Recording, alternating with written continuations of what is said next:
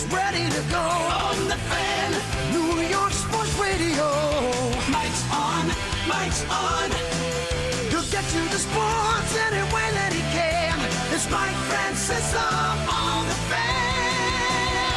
Sports Radio 66 and 101.9 FM, WFAN. From the studios of WFAN, this is Mike's on Francesa on the Fan on this Wednesday, the 24th day of October. As the back up the trucks process begins, if the Giants weren't rebuilding, they sure look like they are. So yesterday, when I asked the head coach about that, he downplayed it. But let's be honest, he should have checked with the front office, because in 2 days they have now sent their best run defender, not only their best run defender, one of the premier run stoppers in the NFL, to the Detroit Lions for a 5. So Snacks, which again works on the salary cap, which is why it was done, and because people are calling about certain of their players. But Snacks, who, like I said, is, at his best, is always in the top 3 in the league. And, a couple of years ago, when they brought him in his first year there, had a stupendous year, made All-Pro. Not Pro Bowl.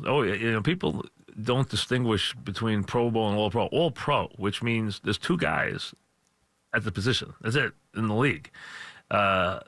He made All-Pro, and he was the best run stopper in the NFL.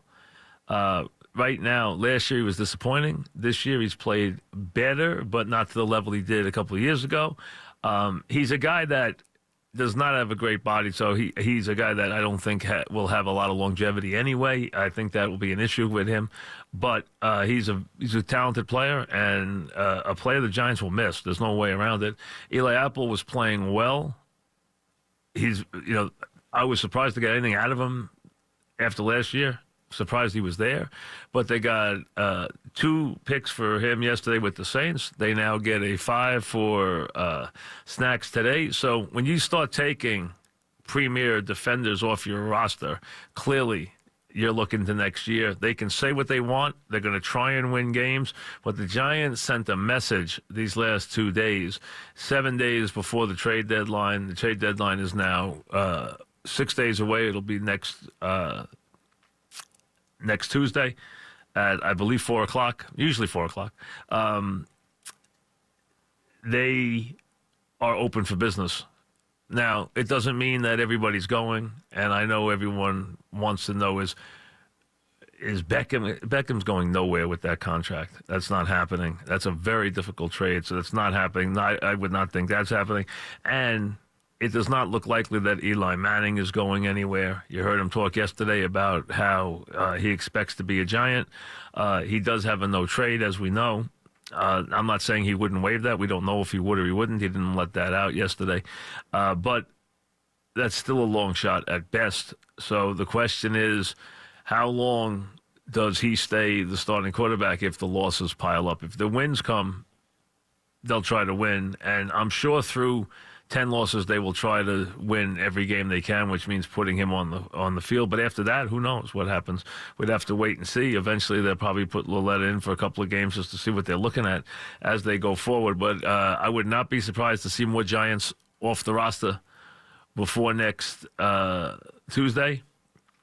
That's already 2. They have, after another game, who knows how many. We'll have to wait and see what happens. But that's already a corner and your premier run stopper off the team, and on their way into the Lions and Saints, respectively. So the back up the truck process, the culling of the roster has been started, and been started in a big way, as a matter of fact. That's a very big message that was sent here, that the Giants are rebuilding. There's no question. So probably more of the same. In a league that usually does not have that many trades. This year there's been really an overabundance already, and we're still 6 days away. The Jets get a bad break. Sam gets a bad break. The Jets get a bad break. Bilal Powell, who is a very underrated performer goes to the IR with his injury. Too bad. That's a big loss. That's a big loss for the Jets. Very, very underrated player for them. Very solid player in a lot of ways, both catching it, running it. Very solid player. I like Bilal Paul. I thought he was always an impressive player, and he'll be missed, no question. Nunwa and Powell were important players for Sam. They'll be hard to replace as the Jets go forward. And the Jets obviously have some issues now with their skill position people that they're going to put around Sam, which can really curtail his progress if that's the case, because, it gets tougher and tougher especially as the weather changes, you get the conditions. Plus, you start to play teams that are, trying to fight for playoff spots that are a little desperate. You need to have some guys you can trust, and we don't know how many of those he'll line up with them as we go forward. Game 2 of the World Series tonight. Last night, the game, neither starting pitcher was great. Kershaw didn't get any help right out of the box when the Betts pop-up is dropped. Then a stolen base, a couple of not CNI singles, but, well-placed base hits. And then he leaves 3-3 with 2 men on base. Madsen almost gets out of the inning. They beat out the fielder's choice, so it isn't a double play. And then Devers gets a base hit after that with 2 out. The Red Sox killing them with 2 out base hits.